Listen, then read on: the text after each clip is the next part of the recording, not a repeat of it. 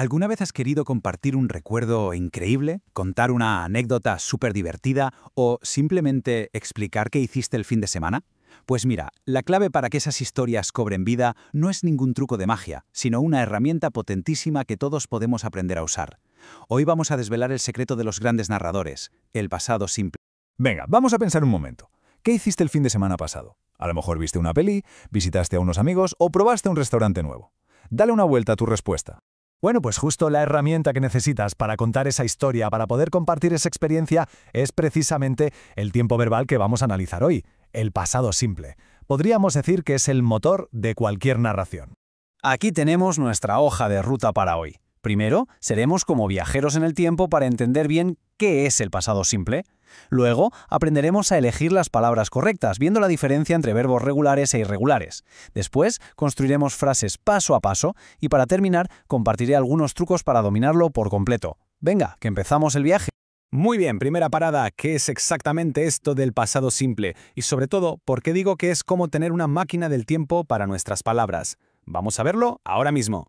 A ver, la definición es muy clara. Usamos el pasado simple para hablar de acciones o de estados que empezaron y, ojo, esto es muy importante, que terminaron en un momento concreto del pasado. La acción está completamente cerrada, finiquitada, no hay más. Esta línea de tiempo lo ilustra a la perfección. Fijaos en la X. Esa X es la acción terminada. Pasó en el pasado y no tiene ninguna conexión con el ahora, con el presente. Es un punto y final en la historia. Y ahora mucho ojo con esta comparación, porque aquí está una de las claves para no liarla. El pasado simple se confunde un montón con el present perfect. Fijaos en la diferencia. Si digo I visited Paris in 2010, estoy hablando de un viaje concreto y terminado. Se acabó. Pero si digo I have visited Paris, hablo de una experiencia que forma parte de mi vida ahora, que tiene una conexión con mi presente. Y esa conexión es la gran diferencia. Entonces, ¿cuándo lo usamos? Pues mirad, para acciones pasadas y completadas, como ya hemos visto. También para hábitos del pasado, como por ejemplo, When I was a child, I played football.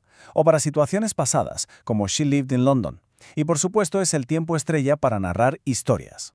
Vale, ya sabemos cuándo usarlo. Ahora vamos a ver cómo se construye. Y para eso tenemos que hablar de los dos tipos de verbos que nos vamos a encontrar, los regulares y los irregulares.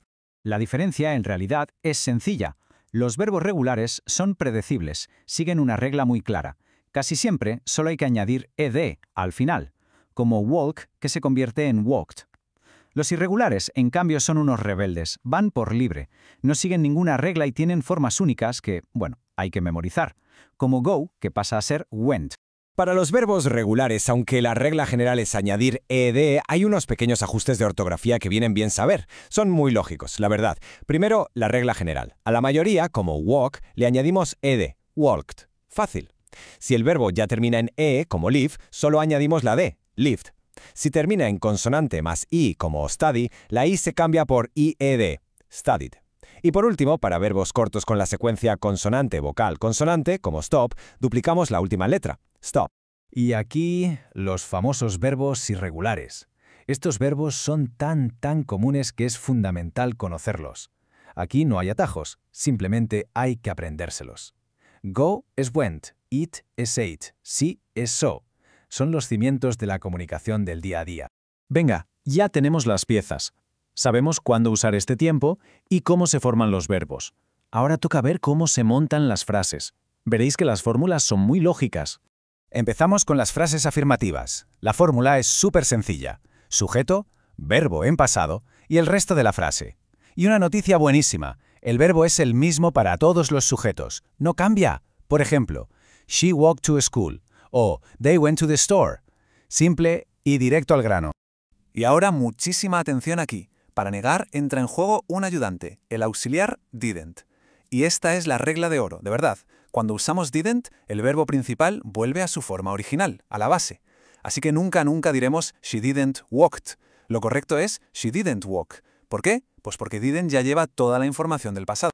Y esta misma lógica tan brillante se aplica a las preguntas.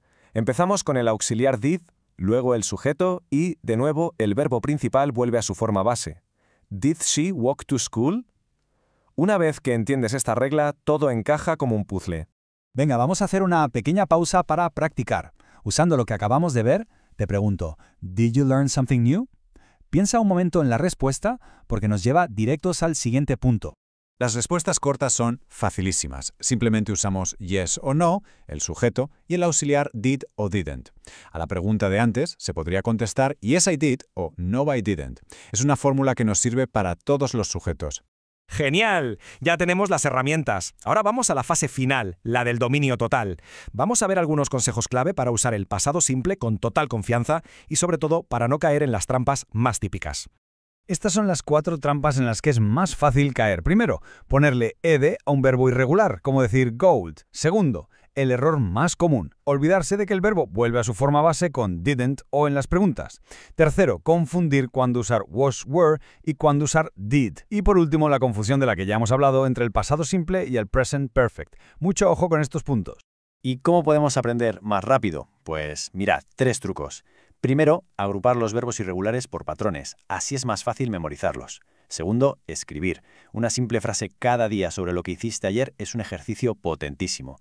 Y tercero, fijarse en las señales, en los marcadores de tiempo como yesterday o last year. Son chivatos que te dicen que ahí va el pasado simple. Así que al final la idea clave es esta. El pasado simple no es solo una regla de gramática aburrida, es la llave.